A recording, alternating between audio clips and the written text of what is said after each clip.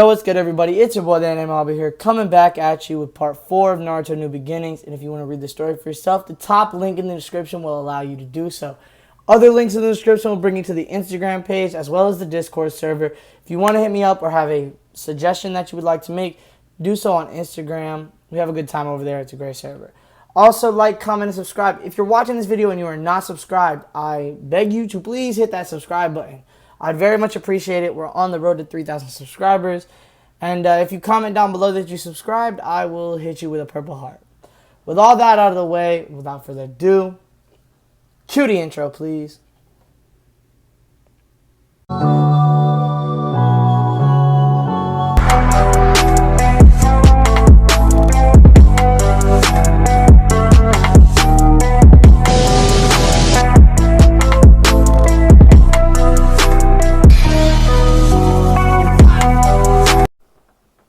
Alright, so this is take 2.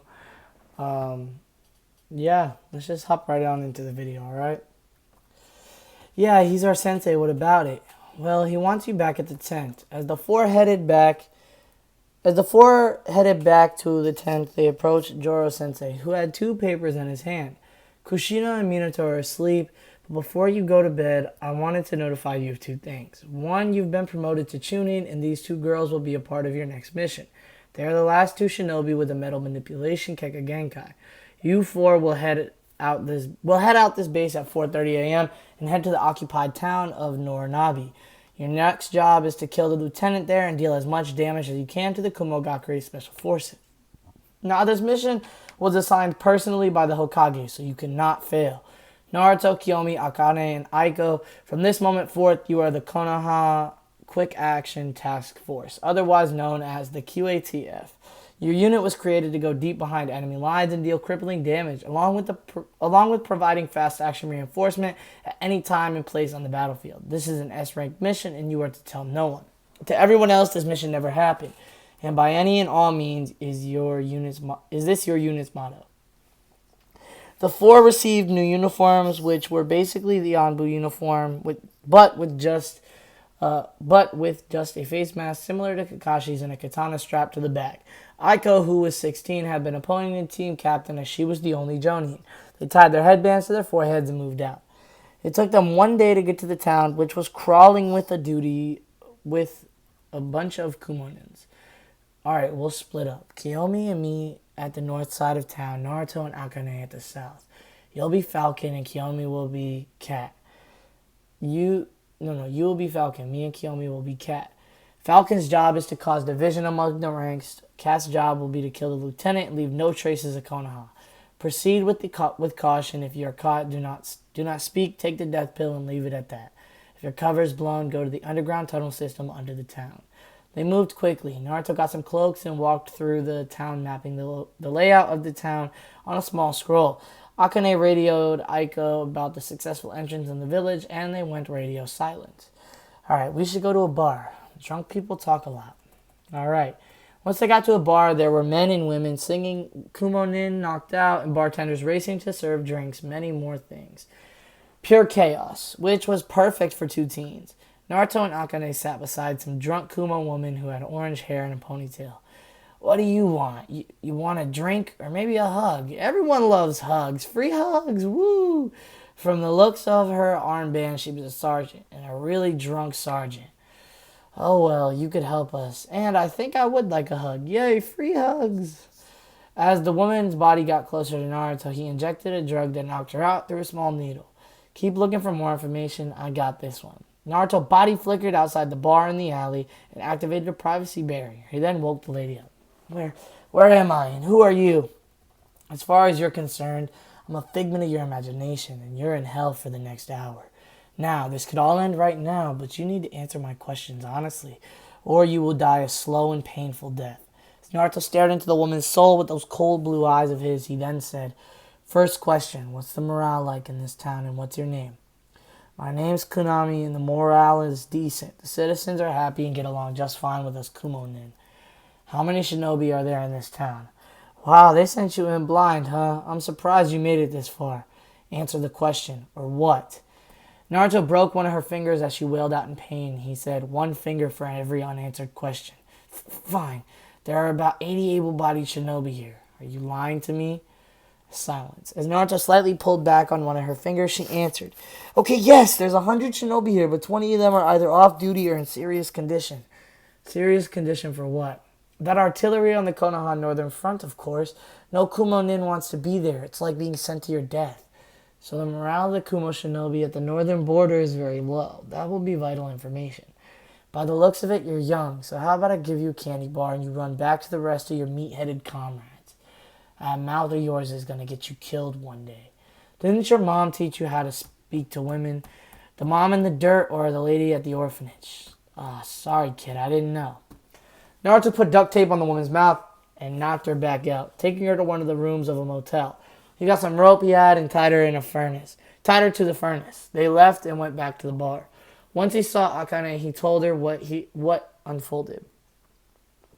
Let's head back to the motel. We can gather more information tomorrow. To Kiyomi and Aiko... Damn. I don't know if y'all heard that. To Kiyomi and Aiko's point of view. We've been sitting on the same rooftop all night, and only a few Chunin and Jonin have walked in and out of the building. We should find somewhere to rest. It would be pointless to run into an enemy and be tired. I suppose you have a point. There is a small compartment underneath this town that used to be a housing area for the shinobi of the First Great Ninja War. Once Kiyomi and Aiko reached the compartment and were getting settled in, Aiko asked, So, about that boyfriend of yours, what's so special about him? He's one of the last members of the Uzumaki bloodline. I see why the Hokage is so fond of him now. I guess. Well, good night. The next morning, Naruto was awoken by the sound of muffled talking. Do you ever shut up? Naruto took the tape off her mouth as she caught her breath. I told you what you wanted to know. Now, could you please let me go? No, you'll be my eyes inside the Kumo Special Forces. I want to report every day between the time frame of 7 and 10. Why would I betray my village? It doesn't even matter if I die or not. Would it matter if I wipe this town and everyone in it off the face of the earth? What do you mean? You thought we would come to this town without a backup plan? Fine, I'll do it. If you betray me, there will be a lot of townsmen going missing. What do I do first? Go on about your day as usual and report back at 8. Got it. As the day went on, it was Naruto's turn to gather information and Akane's to watch Kunami. All Naruto had found out was the Kumo Special Forces were blended in with the civilian population but wore white bracelets to identify each other. And they also were only about 17 strong. Naruto met Kunami at the same bar he did yesterday, except this time she wasn't drunk or asking for hugs. What do you got? There will be an artillery platoon moving through the town tomorrow at sunrise. Only all the sergeants know about it. If you're lying, I'm not, I promise. Alright, I'll handle it. What does that mean? Don't worry about it. Can you guys hear that? Like, that is my dog tripping. Come here. Lay down. Lay down. Down. Stop it. Sorry, guys. My dog's being mean. At sunrise, Naruto moved north of the village to see a line of artillery guns rolling through the only road that led to the town. He set the explosives and put the shadow clones in the trees. As the convoy of metal giants passed by, the 2 middle carts blew up and the 3 in front were smashed by a gale palm. The last one in the back, which carried all the ammo, was torn to shreds by a lightning arrow. 10 Kumo shinobi leaped out of the wagon, only to be shot down by a bombardment of air bullets. Then 12 Kiri shinobi ran out of the wagon before 100 shuriken pierced the hood of it. Kumo and Kiri have an alliance? Doesn't matter, they'll all die anyways. Naruto pulled out his katana, running red lightning through it, and he proceeded to cut through most of the Kiri shinobi. But 2 Kiri genin stood shaking at the death of their seniors. One of the Kiri genin ran towards Naruto with a sword made out of water in his hand. I'll kill you! Naruto stabbed the boy in the spine, ending any hope of him becoming a shinobi after the injury he had just suffered. He wasn't dead, just in serious condition. The girl, who looked like she was about 11, screamed, You killed my brother! He's not dead, just hurt. Now run along and tell your village that Kumo has no interest in partnering up with them. You got 5 seconds or you'll die next. As Naruto put the girl under a genjutsu that made it seem like she was surrounded by Kumonin, she picked up her brother and said, You betrayed us. The higher-ups were right. You can't be trusted. As she ran off with her brother, Naruto knew what he did here today would start a war between Kiri and Kumo. which was a good thing for Konoha. He camped on the road and made sure no one came and saw the wreckage. The next day, he headed to his motel room where he found Akane standing there outside the door. "You don't go solo," Akane said. "You could have been captured or worse, died. And it would have been on me. The next time you let me know when you have an errand to run, you rockhead." "Well, you should be thanking me. Thanks to the convoy ambush, Kumo and Kiri are at war." "How?" "There are Kiri Nin on the scene. I left 2 alive to spread the message." "Ha! You're a crafty guy, you know that? I still don't like the idea of being the cause of another nation joining the war. They won't mess with Konoha. You did good. Now that our part is done, all we have to do is kill off that Kunami woman and level this place. I'll take care of Kunami," is what Naruto said. That's the end of this chapter. I don't think that this is going to be long enough, so we are going to see. Alright, so we are about 10 minutes in. I haven't done this in a while, and I don't know if you guys miss it or don't, but I do. So we're going to take a quick break, and I will catch you back on the flip. Alright, so without further ado, hop right on into the video. Kiyomi and Aiko's point of view. "Look, that guy matches the description. Black bowl cut hair, scar on cheek, green eyes, brown skin tone, lieutenant armband. Alright, wait to move in. We'll wait until he takes a side road and then we'll kill off all his guards and finish him. You take the rooftop, I'll trail them from the streets." As the Kumo shinobi took the side road to the hot spring, 4 smoke bombs went off and the guards around the lieutenant dropped. Then 5 kunai were thrown at the man. He dodged all of them and shot a streak of thunder to the roof, making the entire building crumple to the ground. Once the dust dissipated, 12 Kumo shinobi with white armbands surrounded the 2 girls. "You handled them. I got the target." "Got it." Kiyomi charged 2 of the ninja, trying to decapitate them with her katana, but they dodged and delivered a series of punches, yelling out, "Thunder Fist!"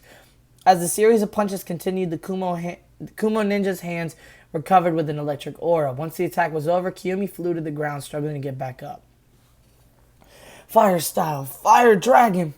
A large dragon of fire shot towards the Kumo nin, only to hit a water wall, which is easily penetrating the water wall, burning the 2 Kumo nin alive. The 2 large fire bombs were shot at Kiyomi as she dodged them, but the shockwave broke her arm. She grunted in pain, and hundreds of shuriken and kunai flew at her, impaling her in the rib cage, one in her left leg, as a man with fire enveloping his arm punched Kiyomi into another building.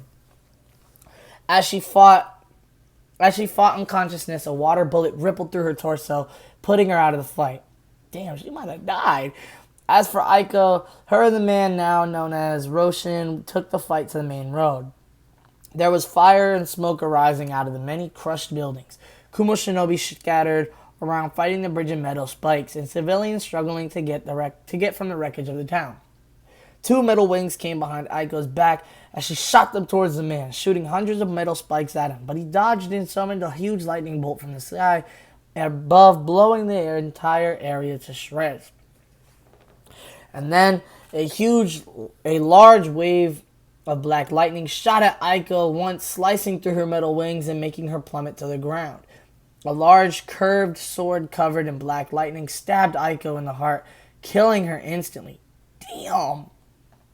Aiko and Kiyomi got murked. Alright, Akane and Naruto's point of view.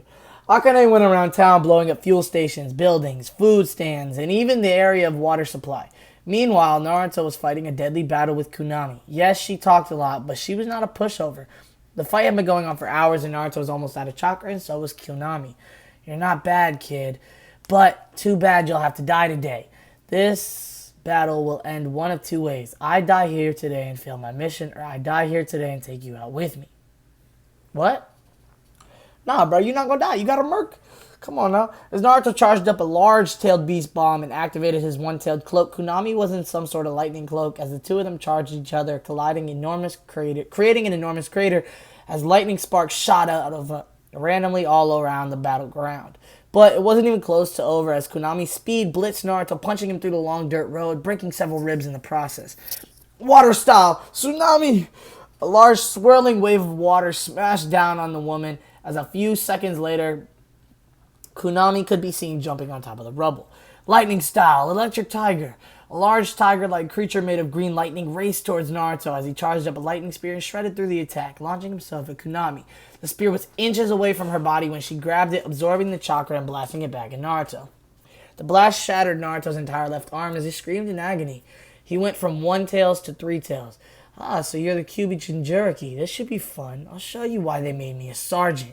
A blast of wind came, and Konami was sent flying in the air. Naruto body flickered in the air, punching her back down to the ground, and then appeared right next to her, kneeing her into the house.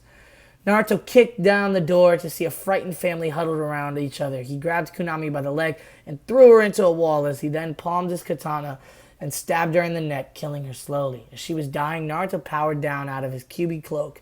A few minutes passed, and one of the boys, which was in the house, pulled off Naruto's hood to see a Konoha headband. Mom, Dad, look, it's a leaf shinobi. Don't touch him, he might accidentally kill you. Akane ran in the house and threw a kunai at the floor near the boy. Get away from him. Sorry, we meant no harm. Please don't hurt us. It's fine. Do you have any towels? Yes, we do. I'll get them for you. As the mother helped Akane heal the boy commented, why are kids as young as me fighting in the war? Oh, the boy commented, I thought that was Naruto. Why are kids as young as me fighting in the war? We're serving our village. But what if you die? Then we die. It's our duty to put our life on the line for our village and nation. Don't you and him ever get scared? The shinobi world is a cold place. There's no room for fear. Me and my comrade here have been fighting in this war for weeks, and we've seen things no teen should have seen. Not to be personal, but have you fought at the Iwa front? I haven't, but this boy has. Why do you ask? I used to be a shinobi during the first Great Ninja War, and I fought against those cold-blooded Iwanin. Yeah, they are cold-blooded. Naruto, you're awake. You need to rest. Stop talking. No, we need to get to the rest of the team and get out of here before Kumo sends reinforcements. Or worse, this town becomes a battlefield for Kumo and Kiri. Well, why would that happen? That's an S-rank secret. I can't tell you. You stay here, Naruto. You can't fight. Yes, I can. Plus, I can't let you go out there alone. It would be a suicide mission. Just pull out your radio kit. I'm just going to get Kiyomi and Aiko so we can leave. Fine, you got 30 minutes or I'm following you. Aiko went out to find the rest of her team as she encountered a few Komo shinobi, easily taking them down. Once she got to the location of her two teammates, what she saw was horrified her. On the ground was a lifeless Aiko in a wall of a building, and there was a seriously injured Kiyomi. Aiko grabbed the two and ran back to the house. I'm coming back to the house, one fatal and one in serious condition. Wait, we're down a medic? How are we supposed to make it out of here alive? Don't worry, we'll figure it out. Over. Once Akane reached the house, she put Aiko on the floor and sat Kiyomi against the wall. I know basic first aid so I can treat Kiyomi, but Aiko is. I know. We need to put her in a storage seal. You got one? Naruto rolled out a small scroll and reverse summoned Aiko's body to it, as he then started to tend to Kiyomi. So, have you two killed anyone? Yeah, it's a war, isn't it? How many? Don't be rude. That's not the type of question you ask anyone. It's fine. To be honest, I lost count. Maybe the number is somewhere in the hundreds. The boy and the mother of the family looked utterly disgusted. How can you sleep at night with that on your conscience? Look, with all due respect, this isn't a therapy session. Sorry if I was being intrusive. Naruto, where am I? Where's Aiko? She's dead and you're somewhere safe. Is the lieutenant dead too? No, but don't worry, I'll take care of it. Let me come with you. A battlefield has no need for a child. I'm 13, with no armor, protection, shinobi skills, weapons, or training. You're not coming. As the active captain, I say you and Kiyomi get out of here as I will take care of the lieutenant. But it was too late. Naruto had already body flickered out of the house, and he went out looking for the target. But the target found him, and the man threw Naruto in a pile of rubber and stabbed him in the chest. Just as he was about to finish Naruto, a large iron crushed the man. That's for my sister. Let's go, Naruto. The two ran through the thick green forest, mountain range, ravines, jungles, dry plains, swamps, and rivers. It took them 2 days to reach a field hospital. Hey, look, more leaf shinobi! As the Suna medics put the team on stretchers, Akane and Naruto fell asleep. As they hadn't gotten a full hour of sleep in 2 days, they had been traveling. Akane woke up in a bed next to Naruto and Kiyomi. Oh, you're finally awake, huh? Yeah, are you all healed up? Just about. Only thing is, doctor said they couldn't fix my arm with the tools they had here. Don't worry about it. Once we get back to the leaf, then you can get all fixed up. Yeah. Hello, everyone. I came here to tell you that there's a transport convoy headed to a Konoha hospital in the Land of Fire. Wait, really? Yep, but you'll have to hurry. The convoy leaves in 30 minutes. The team put on their things and headed to the large rat wagon. Once they got on, they laid down and actually relaxed for the first time in a week. Naruto's point of view. That breeze is great. The sun is shining just right. There are no clouds in the air. Man, I can't wait to get back to Konoha. Kiyomi's point of view. I can finally lay my head down without worrying about someone sneaking up on behind me and killing me. Man, this is so peaceful. Akane's point of view. I wish Aiko could see this. We accomplished our mission, and we're in a place where there's no blood or stench of death. A brown-haired boy who had a leaf Genin uniform on sat next to the three-leaf Chunin. What? Oh, author's note.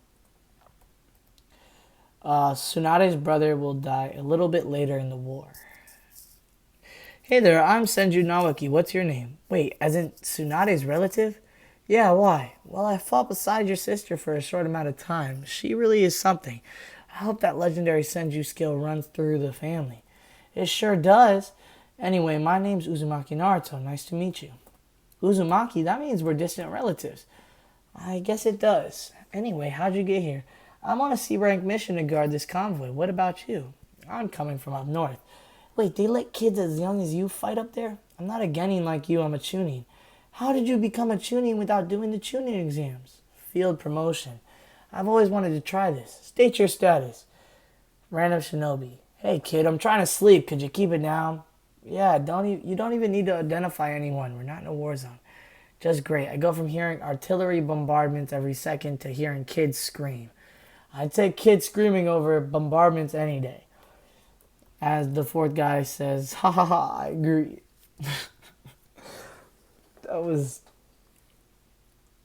That's funny. We'll keep it going. As most of the people in the wagon laughed at the relatable joke, Naruto responded to Naoki's comment.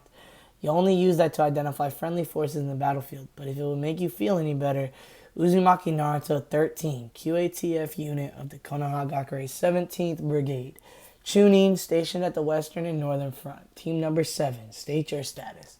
Senju Nawaki 11, Genin team of Konohagakure. Genin, stationed at Konoha. Team number 14. Your status is important. One day it could be the information that saves your life or ends it. Right. Alright.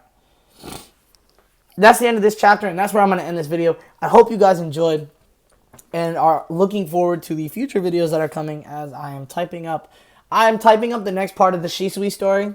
That should be coming maybe this weekend. Who knows? I'm also typing up an entirely new series, and we're scripting that one right now, so that's in the works. I hope that you guys did enjoy, and I'm looking forward to future videos and new content that is going to be brought to the channel. If you're watching this video this evening, there will probably be a live stream tonight, so you should definitely join. We have a great time over there, and I'd really appreciate that.